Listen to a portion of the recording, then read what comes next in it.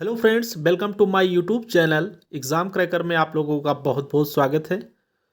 Friends, आज मैं UP triple S C agriculture JE के लिए बहुत ही महत्वपूर्ण टॉप 10 मोस्ट इम्पॉर्टेंट परीक्षा उपयोगी प्रश्न लेकर आया हूं और ये व्याख्या सहित हैं।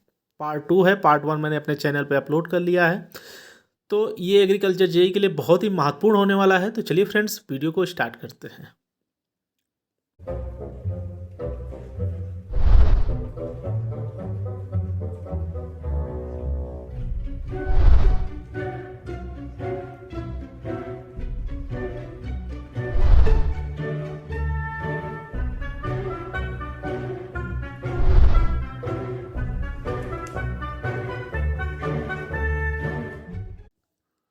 तो फ्रेंड्स, प्रश्न नंबर फर्स्ट है कि बाग में दीमक से बचाव हेतु प्रयोग किया जाता है। किसकी खली का प्रयोग किया जाता है? इसमें चार ऑप्शन है: सरसों खली, महुआ खली, अंडी खली और नीम खली।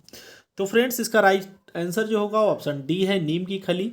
बागान में दीमक द्वारा सबसे ज़्यादा नुकसान पहुंचाया जाता है, तो दीमक द्वारा नुकसान से बचने के लिए नीम की खली का जो है अधिक लाभप्रद होता है, क्योंकि नीम जो है एक कीटनाशक की तरह होता है। चलिए नेक्स्ट क्वेश्चन देखते हैं। क्वेश्चन नंबर 12 है कि पशु के शरीर में लोहे की मात्रा होती है। पशु के शरीर में लोहे की मात्रा कितनी होती है? चार ऑप्शन आप लोगों के सामने है। इसका राइट ऑप्शन जो होगा ऑप्शन नंबर बी है, 0.004%। चलिए इसका व्याख्या क्या है ये भी आप पढ़ लीजिए। इसका आंसर है कि पशु के अंदर लोहे की मात्रा 20 से 80 मिलीग्राम पर केजी होती है। इनके शरीर में लोहे की पूरी मात्रा का 90% से ज़्यादा भाग प्रोटीन के साथ मिला रहता है। सबसे अधिक महत्वपूर्ण प्रोटीन हीमोग्लोबिन में लोहे की मात्रा 0.34% तक होती है। अगर प्रश्न पूछा जाता है कि पशु के हीमोग्लोबिन में लोहे की मात्रा, तो 0.34% आप बता देंगे। चलिए नेक्स्ट प्रश्न देखते हैं। प्रश्न नंबर 3 है कि बीज के भंडारण हेतु कितने % नमी होनी चाहिए? बहुत ही महत्वपूर्ण प्रश्न है, अक्सर पूछा जाता है। जो इसका राइट आंसर क्या होगा? ऑप्शन है 10 से 15%, 15 से 20%, 20 से 25% और डी है इनमें से कोई नहीं। तो इसका राइट आंसर डी होगा, क्योंकि बीज के भंडारण हेतु नमी की प्रतिशत क्या होता है, तो अलग अलग उसके बीज के लिए अलग अलग नमी होता है, इसलिए इनमें से कोई नहीं इसका ऑप्शन दिया गया है। अब इसमें आप देख सकते हैं, बीजों को उच्च प्रक्रिया और सुरक्षित संग्रहण के लिए अनुकूल नमी स्तर पर सुखाना चाहिए। अनुकूल नमी का स्तर एक फसल की नस्ल से दूसरी फसल में बदलता रहता है। यानी चावलों के उदाहरण में यह 13% तक जो है सुखाना चाहिए। पत्ता गोभी और तरबूज में 7% तक और मूली में 6% तक की भिन्नता रखता है। तो आप लोग देख सकते हैं, अगर किसी पर्टिकुलर फसल का पूछा जाता है, मान लीजिए चावल का पूछा जाता है तो 13%, पत्ता गोभी और तरबूज का पूछा जाता है 7% और मूली पूछा जाता है तो 6%। इस तरीके से आप जवाब में लिखेंगे। चलिए फ्रेंड्स, नेक्स्ट क्वेश्चन देखते हैं। बहुत ही महत्वपूर्ण है, 14 नंबर, कि आलू के मोजैक रोग का कारण क्या है? ऑप्शन है विषाणु, फफूंदी, बैक्टीरिया, इनमें से कोई नहीं। इसका राइट आंसर है आपका ए, विषाणु। तो चलिए पढ़ लेते हैं। आंसर है कि आलू के मोजैक रोग विषाणुओं द्वारा फैलते हैं। इस रोग में पहले पत्तियों पर नसें सी उभरती है और बाद में पीली पड़ जाती हैं और आकार छोटा हो जाता है तथा रोगायुक्त पौधों में आलू भी छोटे लगते हैं। यह विषाणु प्रायः एफिड माहू द्वारा फैलते हैं और यही कीट जो है सरसों में भी बहुत लगते हैं। नेक्स्ट क्वेश्चन है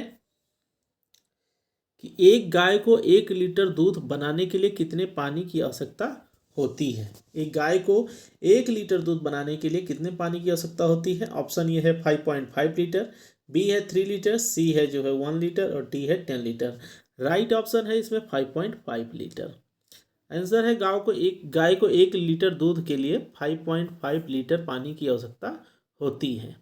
बढ़ते हैं नेक्स्ट क्वेश्चन की तरफ। प्रश्न नंबर 16 बहुत ही महत्वपूर्ण है।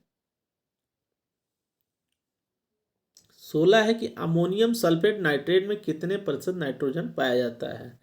अमोनियम सल्फेट नाइट्रेट में कितने प्रतिशत नाइट्रोजन पाया जाता है? हमने जो है जितने भी उर्वरक और फर्टिलाइज़र हैं उनमें कितना परसेंटेज क्या जो है पाया जाता है, उसका एक वीडियो बनाकर अपने चैनल पर डाला है। उसका भी लिंक मैं इसमें डिस्क्रिप्शन में दे दूंगा, आप लोग पढ़ सकते हैं।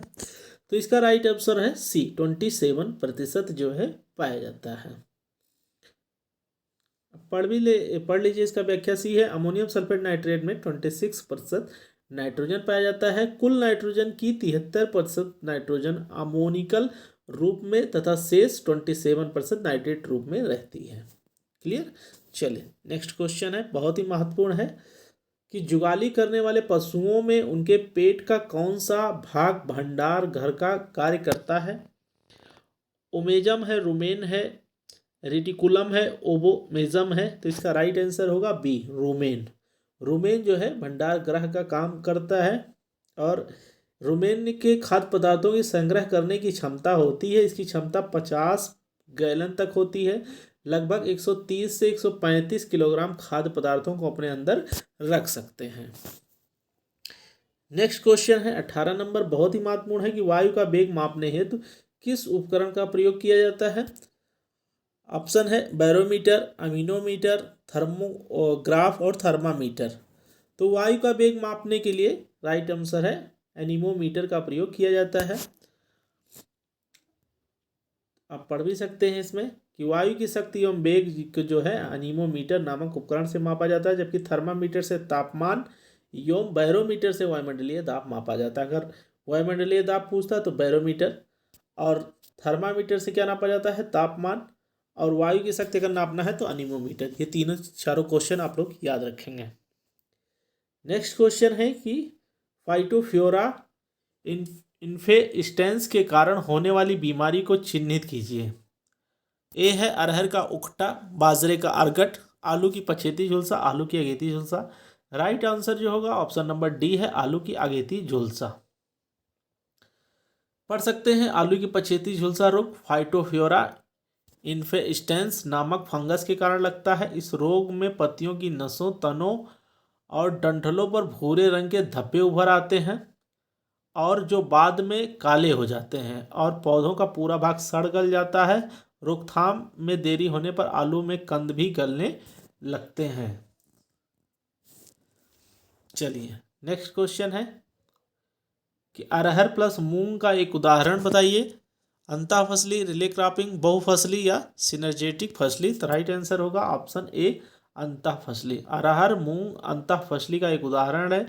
यह एक अंतः फसली के समानांतर संस्थान का एक उदाहरण है जिसमें असमान वृद्धि प्रवृत्ति वाली परस्पर शून्य प्रतियोगिता रखने वाली फसलों को जो है अंतः फसली के रूप में जो है उगाया जाता है। तो ये रहे फ्रेंड्स आपके टॉप 10 मोस्ट इंपॉर्टेंट परीक्षा उपयोगी प्रश्न। बाकी मैं नेक्स्ट वीडियो में लेकर आऊँगा। चलिए फ्रेंड्स मिलते हैं नेक्स्ट वीडियो के साथ, तब तक के लिए thank you so much, thanks for watching my video.